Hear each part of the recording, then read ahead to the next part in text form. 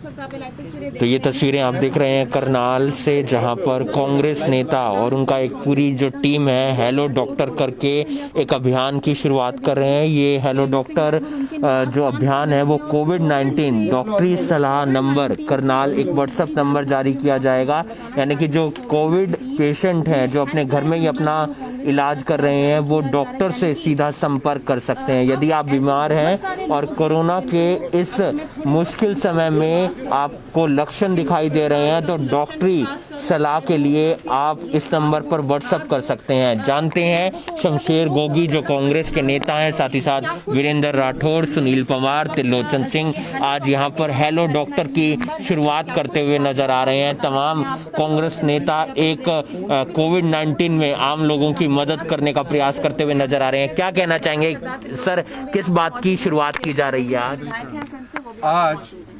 श्रीमती सोनिया गांधी जी, आदरणीय राहुल गांधी जी और प्रियंका जी के आह्वान के ऊपर प्रदेश कांग्रेस कमेटी के नेतृत्व में आज हम तमाम कांग्रेस के लीडर्स ने करनाल के ज़िले के हमारे लोगों के लिए हेलो डॉक्टर हेल्पलाइन सेवा की हम शुरुआत करना चाह रहे हैं। इस सेवा में हम एक व्हाट्सएप नंबर लॉन्च कर रहे हैं 9467556132। मैं दोबारा रिपीट करूंगा 9467556132। इस सेवा के तहत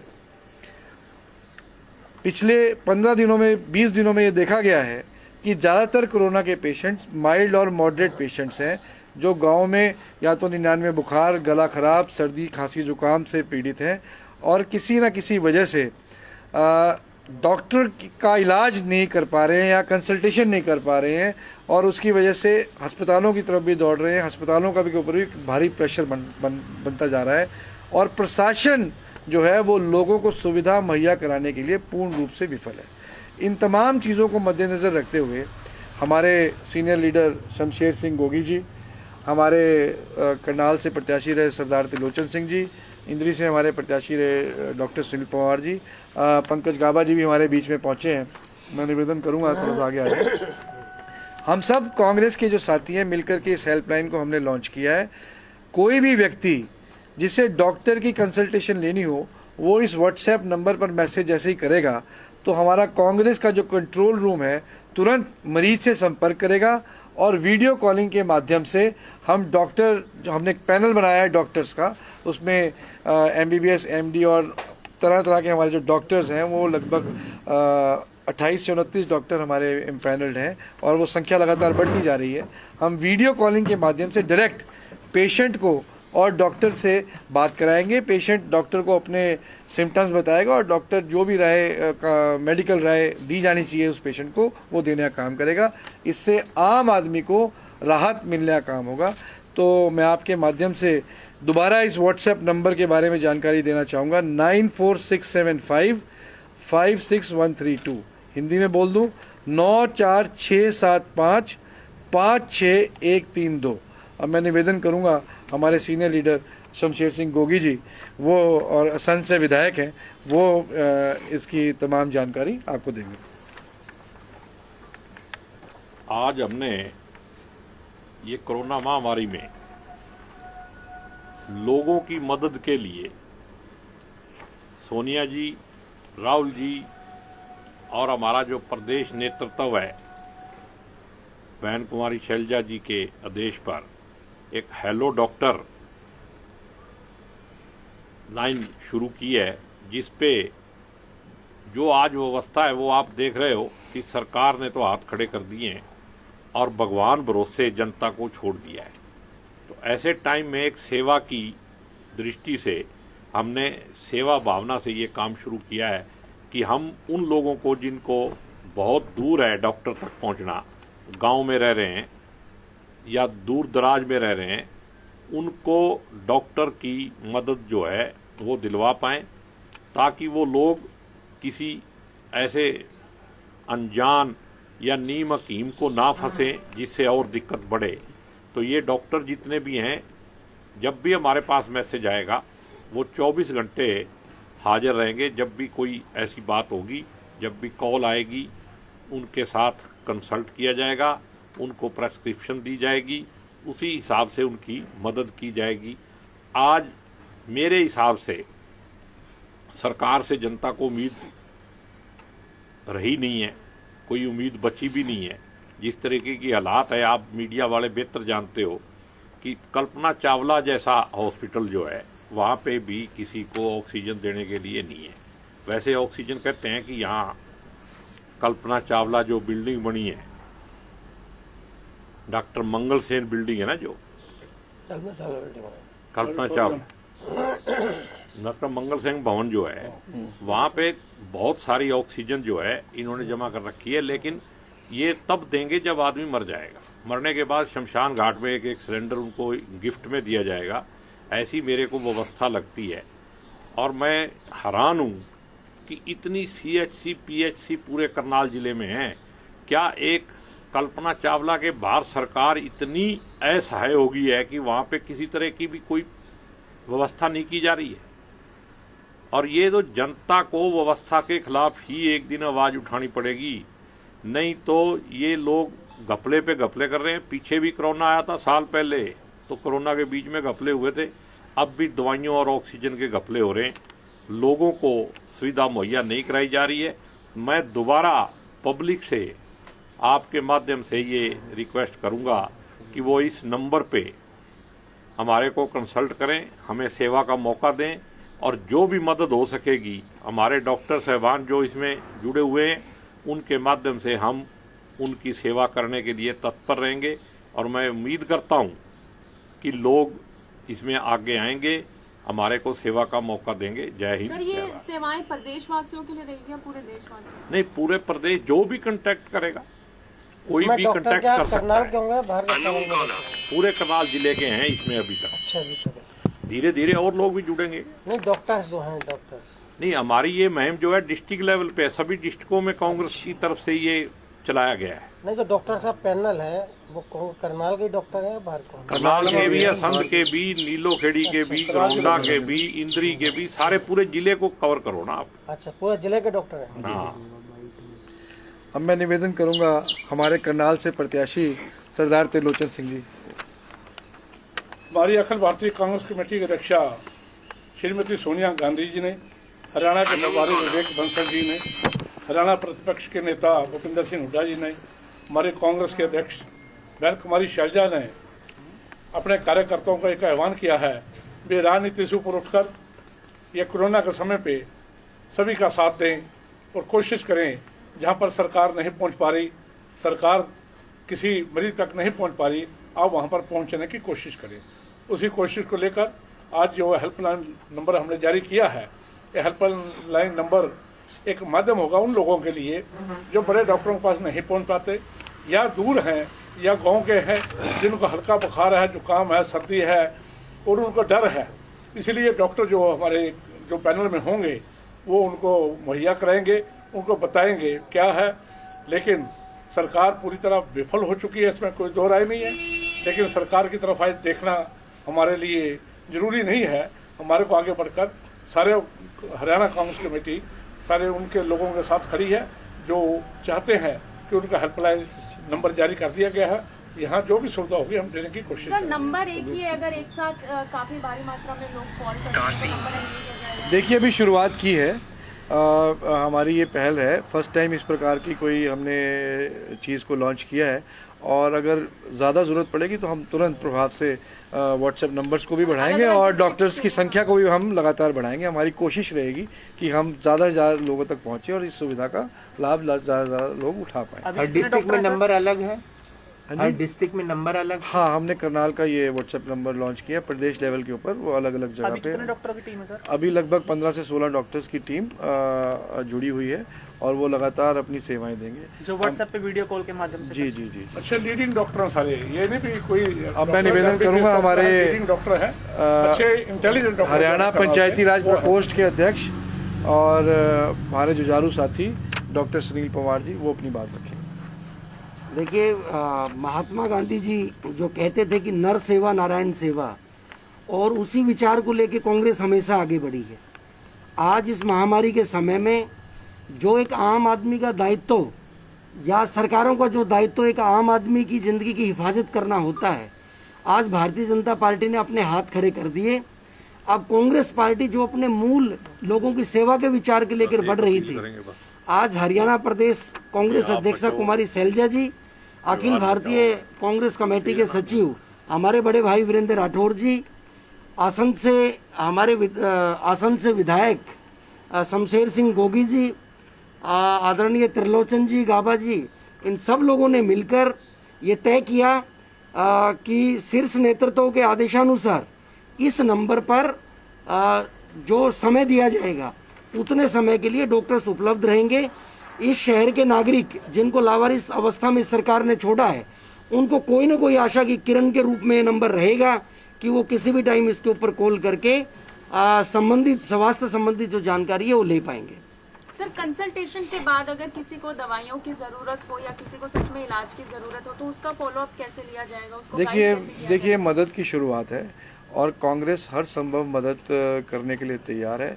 एक बार हम इसको आज लॉन्च करेंगे और इसमें फिर लगातार मुझे लगता है कि बदलाव होते रहेंगे, इम्प्रूवमेंट्स होती रहेंगी और जैसे जैसे ज़रूरत पड़ेगी वैसे वैसे बदलाव हमारे चलते रहेंगे। जो आपने कोविड सेंटर की प्रस्ताव रखा था प्रशासन के सामने कि मैं कोविड सेंटर के लिए 12 बेड देना चाहता हूँ, क्या आप कांग्रेस की तरफ से कोविड सेंटर की शुरुआत करेंगे अपने हॉस्पिटल में? देखिए, डेफिनेटली मैं कांग्रेस विचारधारा का आदमी हूँ, इसमें कोई संदेह नहीं है। लेकिन मैं एक डॉक्टर भी हूँ। डॉक्टर भी आप? कांग्रेस का हर व्यक्ति समय समय पर जब भी जरूरत पड़ी है, पिछली आपदा में भी आपने देखा कि हर कांग्रेस जन जो है वो लोगों के बीच में था। कहीं राशन बांटने का काम वीरेंद्र राठौर जी कर रहे थे, कहीं पे सरदार त्रिलोचन जी को आपने खड़ा देखा, कहीं पे आपने शमशेर सिंह गोगी जी लगातार पूरे जिले का ही भ्रमण कर रहे थे। तो कांग्रेस पार्टी हमेशा आम आदमी की भलाई के लिए, अंतिम व्यक्ति के उत्थान के लिए काम करती है।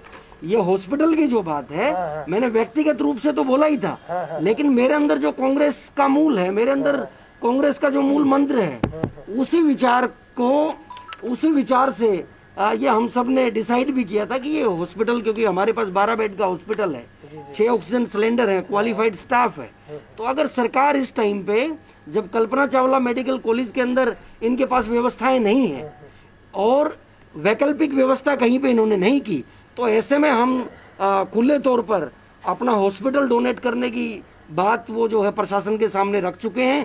इसके अलावा भी कांग्रेस के साथियों ने तय किया था कि अगर हमारे को ऑक्सीजन मिलेगी तो आदरणीय वीरेंद्र राठौर जी, शमशेर गोगी जी, त्रिलोचन जी, ये लोग मिलके भी 20-25 बेड कहीं लगा के सेवा देने के लिए तैयार हैं, अगर ऑक्सीजन हमें वहां पर उपलब्ध हो तो। जैसे आपको पूर्व सांसद नवीन जिंदल, वो भी ऑक्सीजन देश भर में दान दे रहे हैं, भेज रहे हैं सब जगह जगह, तो आपने कहा नवीन जिंदल जी संपर्क, आप पूर्व सांसद हैं आपके और उनकी ऑक्सीजन। देखिए, ऑक्सीजन का कंट्रोल हरियाणा में सरकार ने लिया। अच्छा। कोई भी प्राइवेट व्यक्ति स्वयं ऑक्सीजन का इस्तेमाल नहीं कर सकता, वो टोटली सरकार के कंट्रोल में है। सरकार अगर ऑक्सीजन उपलब्ध कराए, जिसको हम कांग्रेस जन खरीद सकते हैं ऑक्सीजन को, पर उपलब्धता सरकार को करानी है, तो हम सरकार से ऑक्सीजन खरीद करके भी लोगों की सेवा करने के लिए कांग्रेस पार्टी। क्या कहना चाहेंगे दूसरे स्ट्रेन के लिए सरकार की क्या कुछ तैयारियां की? देखिए, स्ट्रेन की जहाँ तक जानकारी है, जानकारी लास्ट नवंबर दिसंबर के अंदर WHO ने दे दी थी कि सेकंड स्ट्रेन जो है वो बहुत खतरनाक होगा, म्यूटेशन वायरस के अंदर हो रही है लगातार। परंतु WHO की गाइडलाइंस से बहुत सारे देशों ने सीख ली, जैसे आइसलैंड है, न्यूजीलैंड है, वियतनाम है, सिंगापुर है। इन देशों ने WHO की गाइडलाइंस को देखते हुए बेहतरीन प्रदर्शन किया और सेकंड स्ट्रेन को कंट्रोल करने में कामयाब रहे। सबसे बुरा प्रदर्शन जिन 5 देशों को WHO की वार्निंग के बाद हुआ, वो है हिंदुस्तान, UK और 2 अन्य देश हैं जिन्होंने बिल्कुल भी गाइडलाइंस को फॉलो नहीं किया। हमें अफसोस है कि मौजूदा सरकार ने हिंदुस्तान को 5 उन देशों में शामिल करा दिया जिन देशों ने वर्स्ट तरीके से कोविड को हैंडल करने का काम किया। ये भी आ रही है कि जो UN है वो भी भारत सरकार से नाराज है क्योंकि तैयारियां नहीं थी इस बार सरकार की, और ये भी जानकारी आ रही है कि हम थर्ड स्ट्रेन नहीं देखना चाहते। देखिए, बड़ी कॉमन सेंस की बात थी कि 130 करोड़ 140 करोड़ की पॉपुलेशन का देश है, सेकंड स्ट्रेन बड़ा खतरनाक होना था। ऑक्सीजन की किल्लत, इतने बड़े देश के अंदर ऑक्सीजन की रिक्वायरमेंट को सरकार को ध्यान देना चाहिए था, पर सरकार ऑक्सीजन को एक्सपोर्ट करती रही। रेमडेसिविर इंजेक्शन हिंदुस्तान के अंदर 38 लाख इंजेक्शन आज भी प्रोड्यूस होकर के पड़े हैं, पर मेक इन इंडिया जो पॉलिसी के तहत एक भी इंजेक्शन हिंदुस्तान में नहीं बिक सकता। सरकार ने इंपोर्ट के एक्सपोर्ट के ऊपर बैन लगा दिया, पर आज भी 38 लाख यूनिट्स जिस कंपनी जो अमेरिकन कंपनीज ने हिंदुस्तान के अंदर प्रोडक्शन किया वो हिंदुस्तान में ही पड़े हैं। आज अगर सरकार की नीयत ठीक हो तो हमें सिर्फ लगभग 25 से 26 लाख इंजेक्शंस की रिक्वायरमेंट है आज के दिन में जितने टोटल पेशेंट्स हैं। जी क्या लगता है कि देश में इस समय संपूर्ण लॉकडाउन की जरूरत है? नहीं, ये लॉकडाउन से ठीक नहीं होगा, नीयत ठीक होनी जरूरी है। सरकार की नीयत ठीक नहीं है। सब कुछ होते हुए भी जब आपको पता है कि ये काम ब्याह शादी होती है उससे पहले तैयारी होती है, तो जब पता था कि स्ट्रेन आने वाला है, सेकंड लहर जो है वो पीक पे आने वाली है और किसी ने तैयारी नहीं की, उल्टा सरकारें बनाने के चक्कर में लगे रहे, उन्होंने राज धर्म निभाया नहीं है, इसका जवाब भी जनता देगी। और विश्व गुरु बनते बनते सबसे निचले नंबर पे आगे दुनिया में, ऐसा तो मतलब शायद ये पहला ही राजा होगा जिसने ऐसा काम किया है। और लोकतंत्र में तो ऐसा चलता नहीं है। देखिए, व्यवस्थाएं में सुधार होना चाहिए। क्या देश में मेडिकल इमरजेंसी की स्थिति है? इमरजेंसी की स्थिति तो है ही। सुप्रीम कोर्ट भी बोल चुकी है कि देश में इमरजेंसी की स्थिति है। हाई कोर्ट्स लगातार स्टेट्स की अलग अलग हाई कोर्ट सरकार की व्यवस्थाओं के ऊपर प्रश्न चिन्ह उठाने का काम कर रही है, पर हमें लगता है कि सरकार जानबूझ करके देश के लोगों को मारने का काम कर रही है। आज कोविड से कम ऑक्सीजन की कमी से ज़्यादा लोग मर रहे हैं। तो ऑक्सीजन की कमी से अगर लोग मर रहे हैं तो ये सीधा सीधा दर्शाता है कि सरकार जानबूझकर, और एडमिनिस्ट्रेटिव भी फेलियर है, और जानबूझकर लोगों को मौत के मुंह में झोंकने का काम कर रही है। आज जैसे पूना वाला ने भी ये कहा है कि पूरे देश में हम वयस्कों को इंजेक्शन नहीं दे सकते, वैक्सीन नहीं दे सकते, कोरोना का वैक्सीन, वो हम पे इतनी क्षमता नहीं है। उसने तो ये भी कहा है कि ऑर्डर ही नहीं बुक किया अभी तक मेरे पास, पहले से सरकार ने डिमांड ही नहीं दी, मैं बढ़ाऊं कैसे। दूसरी बात ये है कि सरकार को इस बात पे भी ध्यान देना चाहिए कि जहाँ पे ऑक्सीजन सिलेंडर की कमी की वजह से लोग मर रहे हैं, एक नेचुरल हवा में भी ऑक्सीजन की कमी है जिसकी वजह से गांव-गांव में वहाँ लोगों के ऊपर इफेक्ट हो रहा है। इसका क्या है? क्या सरकार के पास ऐसी कोई स्टडी, कोई व्यवस्था है, या ऐसा कोई कुदरत के साथ मुकाबले का काम किया जा रहा है जिसकी वजह से ये फैल रहा है? तो इस पे सरकार को ध्यान देना चाहिए। सरकार आंख मूंद लेगी तो जनता कहाँ जाएगी? तो इसलिए मैं तो एक ही आपके माध्यम से अपील करना चाहूँगा कि आप खुद बचो। आप बचोगे तो आपका परिवार बचेगा, परिवार बचेगा तो मोहल्ला बचेगा, मोहल्ला बचेगा तो शहर बचेगा, और शहर बच गया तो प्रदेश बचेगा, उसके बाद ही देश बचेगा। सोशल मीडिया पर वरना 5G टेस्टिंग को लेकर काफी सवाल खड़े हो रहे हैं कि वही मैं कह रहा हूँ, आप डायरेक्ट 5G पे आ गए। मैं कहता हूँ कि ऐसा एनवायरमेंटल कोई ना कोई प्रॉब्लम है जिसके ऊपर पूरे वर्ल्ड के साइंटिस्टों को भी ज्ञान होना चाहिए, इस पे स्टडी करनी चाहिए। और कम से कम हमारे देश में गांव में हट्टे कट्टे आदमी की एक दिन में ऑक्सीजन जो है वो 70-75 पे आ जाती। तो ये डॉक्टर के पास आने से पहले कोई सिम्टम नहीं है। ऐसा मतलब जो सिस्टम है उसके अंदर जो गड़बड़ है, सरकार उससे आंख मूंद रही है, और धृत राष्ट्र बनने से देश का बड़ा नहीं होगा। जनता ने अगर गलती की है तो इतनी बड़ी सजा उनको नहीं देनी चाहिए। आज हरियाणा के अंदर डॉक्टरों की बहुत ज़्यादा कमी है। अचानक अब जल्दी डॉक्टर तो भर्ती नहीं किए जा सकते, लेकिन जो डॉक्टर रिटायर हुए हैं अभी पिछले 2 साल या 4 साल पहले, उनकी सेवाएं ली जा सकती है। सरकार और प्रोजेक्टों पे करोड़ों रुपए खर्च कर रही है, लेकिन ऐसी स्थिति में एक पैसा खर्च करने के लिए तैयार नहीं है। अभी कुछ दिन पहले सीएम साहब यहाँ उद्घाटन करने के आए हैं। सिर्फ एक 25 लाख रुपए का सामान अगर वो भाटिया जी ने दिया मेंबर पार्लियामेंट में, उसका उद्घाटन 2 दिन लेट किया गया सिर्फ इसलिए कि सीएम ने आना है। अगर वो 2 दिन पहले होता हो सकता हमारे 5-7 साथी बच जाते। दूसरा, जहां सीएम आता है इमरजेंसी के अंदर और जहां लोग मर रहे हैं वहां रेड कार्पेट बिछाई गई सीएम के स्वागत के लिए, ये निंदनीय है। ऐसे स्थिति में, ऐसी आपदा की स्थिति में सीएम को सिंपल आदमी बन के आना चाहिए था। लोगों के दुख सुख में शामिल होने के लिए रेड कार्पेट की जरूरत नहीं थी और उद्घाटन फीता काटने की जरूरत नहीं थी। ये इमरजेंसी सेवा थी। इमरजेंसी सेवा रात को 2 बजे भी हो सकती थी, लेकिन 2 दिन तक उनका इंतजार किया गया भी सीएम साहब कब आएंगे, कब उद्घाटन करेंगे, तब वो 25 या 20 जो आईसीयू शुरू नहीं किए हैं वो करेंगे। यह व्यवस्था 2 दिन पहले भी हो सकती थी, हो सकता हमारे 5 या 7 साथी बच जाते। आज सरकार जो डॉक्टर रिटायर हो चुके हैं उनको ले, उनकी सेवाएं ले, डॉक्टर फ्री में भी सेवा करने के तैयार है, लेकिन सरकार उन तक पहुंच ही नहीं पा रही। इनके जो कार्यकर्ता हैं, इनके जो एमएलए हैं, इनके जो विधायक हैं, वो किसी से कांटेक्ट ही नहीं कर पा रहे। भी दिक्कत क्या है, हॉस्पिटल के अंदर क्या हो रहा है किसी को मालूम नहीं है। पेशेंट को मिलने नहीं दिया जाता, तीमारदारों को मिलने नहीं दिया जाता, पेशेंट के साथ क्या हो रहा क्या नहीं हो रहा इसकी कोई व्यवस्था नहीं है। सिर्फ डेड बॉडी सौंप दी जाती है। एक शमशान घाट है जो बहुत गंदा था, पीछे हमारी मीटिंग हुई, मीटिंग में हमने जब मुद्दा उठाया उसके बाद जाके इन्होंने सफाई की व्यवस्था की है। लेकिन एम्बुलेंस सिर्फ एक है ना, आईसीयू बेड और बढ़ सकते हैं। करनाल के अंदर एग्रो माल खाली है, बाहर किसान एग्रो माल खाली पड़ा है, एसी है, वहाँ क्यों नहीं सरकार अपने नीचे लेके करती। बहुत सारा बैंकेट हॉल खाली पड़े हैं। सरकार चाहे तो करोड़ों रुपया जब गेट में खर्च कर सकती है, करोड़ों रुपया और प्रोजेक्ट में खर्च कर सकती है। तो क्या ऐसी आपदा की स्थिति में मरीजों के लिए हरियाणा सरकार अलग फंड जारी नहीं कर सकती? ये सरकार ने फूसगढ़ में इतना बढ़िया एक मतलब कोविड सेंटर बनाया है, आप सब लोगों को जाके देखना चाहिए।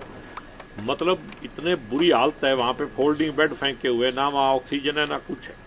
कहते हैं कि हमने कोविड के लिए मरीजों के लिए वो पे तैयार किया है। फूसगढ़ आप नज़दीक हो, जाके आपको देखना चाहिए ताकि पब्लिक को पता लगे सरकार क्या व्यवस्था कर रही है।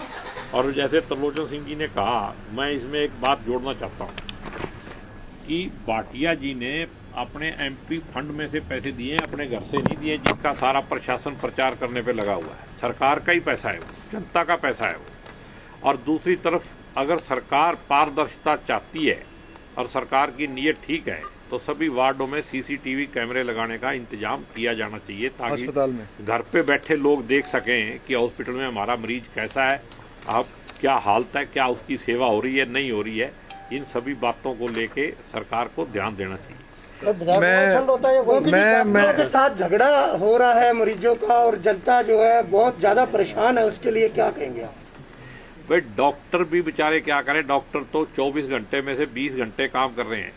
अब बात तो ये है कि डॉक्टर और पैरामेडिकल के स्टाफ की कमी है, उनमें से बहुत सारे लोग संक्रमित हो गए, उसकी वजह से भी नए लोगों को इन्होंने भर्ती नहीं किया। पिछले 7 साल में ये तो निकालने पे लगे हुए हैं।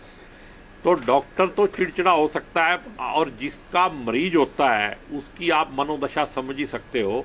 ये झगड़ा कुछ लेवल तक नेचुरल भी है और वैसे मैं तो लोगों से ये कहूँगा कि ऐसे टाइम में संयम से काम लें, हौसले से काम लें, सब ठीक होगा। धीरे धीरे मालिक की कृपा से ही ठीक होगा, सरकार की कृपा तो अब कहीं और चली गई शायद। प्राइवेट अस्पतालों में 35-35 हजार रुपया पर डे का लिया जा रहा है और सरकार उस पर अंकुश लगाने में नाकाम रही है। सरकार उसके लिए क्या कहना? मेरे को डीसी साहब ने बताया अभी हमने रेट तय कर दिए। अगर रेट तय कर दिए और वो प्राइवेट हॉस्पिटल वाले इस तरीके से पैसे ले रहे हैं तो इसका मतलब सरकार खत्म है। यहाँ से सरकार की नॉलेज में होना चाहिए और सरकार को वो बिल चेक करने चाहिए। इस आपदा की घड़ी में भी अगर कोई आदमी इसको बिजनेस समझ के कर रहा है ना तो उसको तो डबल सजा मिली। विधायक जी, 2 बुजुर्ग कल्पना चावला मेडिकल कॉलेज में ऑक्सीजन कम करने से एक्सपायर हो जाते हैं और शिक्षा मंत्री कहते हैं कि ये डायरेक्टर की जिम्मेदारी है, सरकार जांच इसमें क्या कराए। तो इतना जो गंभीर मुद्दा है और इस पे सरकार का जो बयान आता है बड़ा शर्मसार है। क्या कहना चाहोगे आप? शेम है। सरकार के लिए किसी तरह की जो इंसानी सहानुभूति या संवेदनशीलता है वो तो है नहीं। तो मंत्री जी को जो बताया गया होगा वही बोलेंगे। मेरे ख्याल में मंत्री जी के साथ साथ जिन्होंने ये रिपोर्ट दी उनको डायरेक्टर क्यों बताएगा? मंत्री जी प्रेस कॉन्फ्रेंस क्यों कर रहे थे? क्या अपने मतलब प्रचार करने के लिए आए थे यहाँ? मंत्री जी को अगर मालूम ही नहीं था तो प्रेस कॉन्फ्रेंस करनी ही नहीं चाहिए थी। और जो जिला प्रशासन है जिन्होंने उनको पूरी जानकारी नहीं दी, और ऑक्सीजन से तो पूरे देश में लोग मर रहे हैं। मैं कहता हूँ ऑक्सीजन के सिलेंडर से मर जाए ये एक अलग व्यवस्था है, उसके बगैर भी खुली हवा में ऑक्सीजन से लोग मर रहे हैं। उनके बारे में कौन जिम्मेदार है ये तय जनता ही तय करेगी और आने वाले समय में करेगी। कांग्रेस मांग करती है इस मामले की जांच होनी चाहिए। जांच होनी चाहिए, 100% होनी चाहिए। दोनों चीजों की होनी चाहिए। अगर कोई पैसे फालतू ले रहा उसकी भी होनी चाहिए और जो ऑक्सीजन की कमी की वजह से मरे हैं उसमें भी जिम्मेदारी तय होनी चाहिए कि किसकी गलती से। गोगी जी, कोविड के नाम पर खाना पूर्ति की जा रही है और जो सोशल डिस्टेंसिंग रखने के लिए और अन्य कोविड की जो हमारी जो दिक्कत है उसके लिए सरकार द्वारा कोई कदम नहीं उठाया जा रहा, ना ही प्रशासन द्वारा कोई कदम उठाया। तो आज कांग्रेस के जो तमाम नेता हैं वो हेलो डॉक्टर कोविड-19 डॉक्टरी सलाह नंबर उन्होंने जारी किया है। नंबर हम आपको एक बार बता देते हैं, 946755 6132। हिंदी में भी हम आपको एक बार नंबर बता देते हैं 949467556132। ये आप देख सकते हैं नंबर है। और यदि आप बीमार हैं और कोरोना के लक्षण दिखाई दे रहे हैं तो डॉक्टरी सलाह के लिए इस नंबर पर आप व्हाट्सएप कर सकते हैं। नीचे एक स्लोगन दिया गया है, ये एक सलाहकार सेवा है, ना कि आपातकाल सेवा। कांग्रेस पार्टी ने एक नंबर जारी किया है, जिला स्तर पर हर जिले में एक नंबर जारी किया गया है। डॉक्टर्स का एक पैनल बनाया गया है। ये पैनल इस बात को ध्यान में रखेगा कि अगर कोई उनसे संपर्क करता है तो वीडियो कॉल के जरिए उनसे संपर्क साधा जाएगा, और जब संपर्क साधा जाएगा तो उन्हें ये बताया जाएगा कि जो आपको लक्षण दिखाई दे रहे हैं वो कोरोना के सिम्टम्स जो हैं वो किस तरीके के सिम्टम्स हैं, आपको किस तरीके के इलाज की ज़रूरत है। आपको कोरोना अगर ज़्यादा हाई लेवल स्टेज पर है तो आपको हॉस्पिटल जाने की ज़रूरत है। अगर आपको कोरोना लो लेवल स्टेज पर है तो आपका इलाज घर बैठे ही हो सकता है। यानी कि जो एक डॉक्टरी सलाह है वो आपको इस नंबर के माध्यम से वीडियो कॉल के जरिए डॉक्टर की सलाह दी जाएगी। काफ़ी सारे डॉक्टर इनके साथ जुड़ चुके हैं। हर जिले में ये सेवा जो है कांग्रेस पार्टी ने शुरू की है, इसकी शुरुआत की है। ये कहां तक पहुंचती है ये देखना जरूरी है। उनकी तरफ से कहा गया है कि अब ये पहला कदम है, पहली शुरुआत है, आने वाले दिनों में ये आगे भी जा सकती है। लेकिन समझना होगा कि जो इस तरीके की शुरुआत हुई है वो कहां तक पहुंचती है। लेकिन सरकार पर भी कई निशाने साधे हैं, चाहे वो शमशेर गोगी की तरफ से हो या सुनील पंवार की तरफ से हो या वीरेंद्र राठौर की तरफ से हो या त्रिलोचन सिंह की तरफ से हो। यानी कि उन्होंने साफ कहा है कि सरकार फेल है और सरकार को और ज़्यादा बेहतर तरीके से काम करने की ज़रूरत है। इस वीडियो को आप ज़्यादा से ज़्यादा शेयर कीजिए। फिलहाल कांग्रेस पार्टी की तरफ से एक नंबर जारी किया गया है और इस पर वो काम करते हुए नजर आएंगे, और जो तमाम डॉक्टर्स हैं, जो पैनल है, वो तमाम मरीजों को सलाह देते हुए नजर आएंगे कि आपको किस तरीके के इलाज की ज़रूरत है। बने रहिए करनाल ब्रेकिंग न्यूज़ के साथ। नमस्कार।